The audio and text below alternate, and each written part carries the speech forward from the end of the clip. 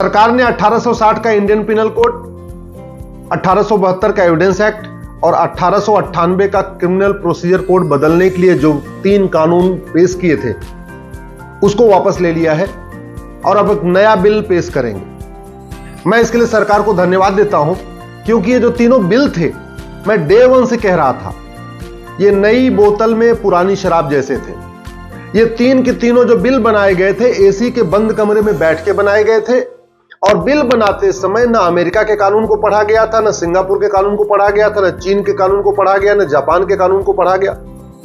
मैं बार बार कहता हूं, जब हमारे संविधान निर्माताओं ने संविधान बनाते समय 10 देशों का संविधान पढ़ा, 10 देशों के संविधान की बेस्ट प्रैक्टिस को अडॉप्ट किया, तो कानून बनाते समय हमारे जो कानून मंत्रालय के अधिकारी हैं, ये उन देशों का कानून क्यों नहीं पढ़ते जिन देशों के संविधान को पढ़ के भारत का संविधान बनाया गया। अगर हम इंडियन पिनल कोड बना रहे हैं तो एक बार सिंगापुर, जापान, अमेरिका का देखना चाहिए कानून कि वहां पे किस अपराध के लिए कितना दंड मिलता है। अगर हम पुलिस एक्ट बना रहे हैं तो हमें देखना चाहिए कि जापान, सिंगापुर, अमेरिका, फ्रांस में पुलिस किस तरीके से काम करती है और पुलिस के लिए कौन सा कानून बनाओ। मैं बार बार कह रहा हूं, ये जो 3 कानून आए थे, अब तो चलो अच्छा हुआ वापस हो गए। अगर ये लागू हो जाते तो कुछ फर्क नहीं पड़ने वाला था। न भ्रष्टाचार कम होता, न अपराध कम होता, न थाने की दलाली कम होती, न तहसील की कमीशन खोरी कम होती, न जो डिस्ट्रिक्ट कोर्ट में न्याय बिकता रहता, उसमें कोई फर्क नहीं पड़ने वाला था। कुछ फर्क नहीं पड़ता। 3 कानून बदल जाते और बाद में 5 साल के बाद पता चलता कोई फर्क तो पड़ ही नहीं रहा, सब कुछ एज इट इज चल रहा है। कानून को अगर वास्तव में ठीक करना है तो सबसे पहले कानून बनाने से पहले अमेरिका, सिंगापुर, जापान, फ्रांस, रूस के कानूनों को पढ़ना पड़ेगा। भारत में जस्टिस विद इन ईयर करना है, अगर 1 साल के अंदर मुकदमों का फैसला करना है, 1 साल के अंदर लोगों को न्याय देना है, तो 1860 का इंडियन पिनल कोड और इसके अलावा जो और करीब 50 कानून चल रहे हैं, 50 घटिया कानूनों का जो मकर जाल चल रहा है भ्रष्टाचार अपराध के खिलाफ, उन सारे कानूनों को खत्म करना पड़ेगा। अमेरिका के फेडरल पिनल कोड जैसा 1 नेशन 1 पिनल कोड बनाना पड़ेगा। एक भारतीय दंड संहिता बनानी पड़ेगी।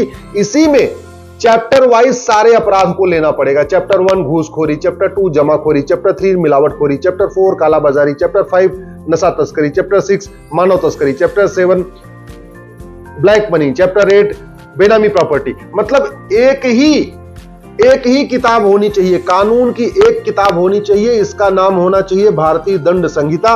अंग्रेजी में अगर रखना है तो इसका नाम रखना चाहिए इंडियन पिनल कोड। लेकिन ये जो 50 घटिया कानूनों का मगर चाल चल रहा है ना, घूसखोरी का अलग कानून, जमाखोरी का अलग कानून, मिलावटखोरी का अलग कानून, कालाबाजारी का अलग कानून, नशा तस्करी का अलग कानून, मानव तस्करी का अलग कानून, धर्मांतरण का अलग कानून, घुसपैठ का अलग कानून, पत्थरबाजी का अलग कानून, क्या बोलते हैं, माओवाद नक्सलवाद के लिए अलग कानून, आतंकवाद के लिए अलग कानून ना।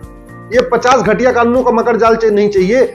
एफआईआर लिखने वाला कांस्टेबल इतना पढ़ा लिखा नहीं होता, जांच करने वाला सब इंस्पेक्टर इतना समझदार, इतना पढ़ा लिखा नहीं होता कि 50 कानूनों का वो एक्सपर्ट बन जाए और 50 कानूनों को, सब कानूनों को पढ़ पढ़ के एक किताब रहेगी। वो जांच करने वाले के लिए भी जांच करना आसान होगा, एफआईआर लिखने वाले के लिए एफआईआर दर्ज करना आसान होगा। और जब एफआईआर दर्ज अच्छी तरीके से होगी, जांच अच्छी तरीके की होगी, तब जाके वास्तव में लोगों को दंड मिलेगा। और जब दंड मिलेगा तब भ्रष्टाचार अपराध कम होगा।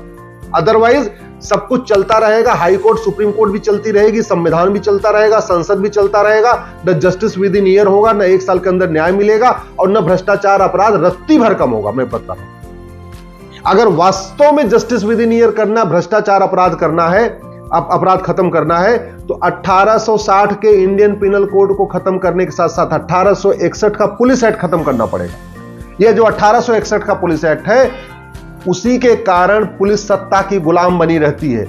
2017 के पहले जो पुलिस आतंकवादियों का मुकदमा वापस ले रही थी, 2017 के बाद, योगी जी के आने के बाद, वही आतंकवादियों का घर पे बुलडोजर चला रही है। ऐसा कानून नहीं चाहिए। कानून ऐसा हो, कोई भी मुख्यमंत्री हो, कोई भी पॉलिटिकल पार्टी सत्ता में हो, पुलिस स्वतंत्र होकर काम करे, पुलिस निष्पक्ष होकर काम करे। ऐसा नहीं हो कि वो केवल सत्ता का रंग देख के अपनी कार्यप्रणाली बदलती रहे। ऐसा नहीं होना चाहिए। इसलिए कह रहा हूं, 1 नेशन 1 पिनल कोड की जरूरत। और 1 नेशन 1 पुलिस कोड में एक बात मैंडेटरी होनी चाहिए, 1 घंटे के अंदर एफआईआर दर्ज और 1 महीने के अंदर जांच पूरी। अब सवाल यह है कि 1 महीने के अंदर जांच कैसे पूरी होगी? क्योंकि बहुत सारे ऐसे अपराधी हैं वो सच तो बोलते नहीं, वो जहां जहां उन्होंने अपने सबूत रखे हैं वो सब दिखाते नहीं है। तो सच उगलवाने के लिए, सही बात को पकड़ने के लिए हमें क्या करना पड़ेगा? 1872 का जो एविडेंस एक्ट है उसको खत्म करके एक नया one nation one evidence act बनाना पड़ेगा। एक नई भारतीय साक्ष्य संहिता, नया इंडियन एविडेंस एक्ट बनाना पड़ेगा, एविडेंस कोड बनाना पड़ेगा। उसमें narco polygraph brain mapping test mandatory करना पड़ेगा। हर एक जिले में एक नार्को पॉलीग्राफ ब्रेन मैपिंग की लैब बनानी पड़ेगी। एक लैब बनाने की कीमत केवल 1 करोड़ रुपए है। यानी भारत में 750 जिले हैं, यानी 750 करोड़ रुपए में भारत के सभी जिलों में एक एक नार्को पॉलीग्राफ ब्रेन मैपिंग की लैब बन सकती है। जब तक narco polygraph brain mapping lab नहीं बनेगी और झूठ बोलने को गंभीर अपराध नहीं घोषित किया जाएगा, झूठ बोलने पे 10 से 20 साल की सजा नहीं होगी, झूठी गवाही देने पे 10 से 20 साल की सजा नहीं होगी, झूठी शिकायत करने पे 10 से 20 साल की सजा नहीं होगी, झूठा बयान देने पे 10 से 20 साल की सजा नहीं होगी, झूठा मुकदमा लिखवाने पे 10 से 20 साल की सजा नहीं होगी, तब तक जस्टिस विदिन ईयर नहीं होगा, तब तक भ्रष्टाचार अपराध कम नहीं होगा, तब तक मुकदमों का फैसला 1 साल में नहीं होगा।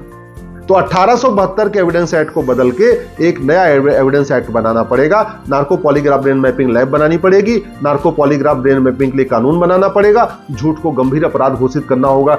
आधे झूठे मुकदमे ऐसे खत्म, झूठी गवाही अपने आप बंद हो जाएगी, झूठे केस खत्म हो जाएंगे, झूठी शिकायतें बंद हो जाएंगी, तब फटाफट 1-1 महीने के अंदर जांच पूरी हो जाएगी। अगर वास्तव में भारत में जस्टिस विदिन ईयर करना है तो जो चौथा कानून बनाना पड़ेगा वो बनाना पड़ेगा एक नया क्रिमिनल प्रोसीजर कोड। 1898 वाला जो क्रिमिनल प्रोसीजर कोड है अंग्रेजों ने बनाया था वो महा घटिया है। दुनिया बहुत आगे जा चुकी है। दुनिया, हम लोग खुद ही चंद्रमा पे पहुंच गए हैं, मंगल पे पहुंच गए हैं, सूर्य पे जाने की तैयारी हो रही है, ब्रह्मोस बना लिया है, अग्नि मिसाइल बना लिया है, परमाणु बम बना लिया, सब कुछ बना लिया है। तो हम दुनिया का सबसे अच्छा कानून नहीं बना सकते क्या? इस 1898 के क्रिमिनल प्रोसीजर कोड की बजाय एक नया क्रिमिनल प्रोसीजर कोड बनाना पड़ेगा और उसको बनाने के पहले अमेरिका, सिंगापुर, जापान, फ्रांस, रूस के कानूनों को पढ़ के वहां की बेस्ट प्रैक्टिस को अडॉप्ट करके बनाना पड़ेगा। और जो 5वां इंपॉर्टेंट कानून है 1908 का सिविल प्रोसीजर कोड।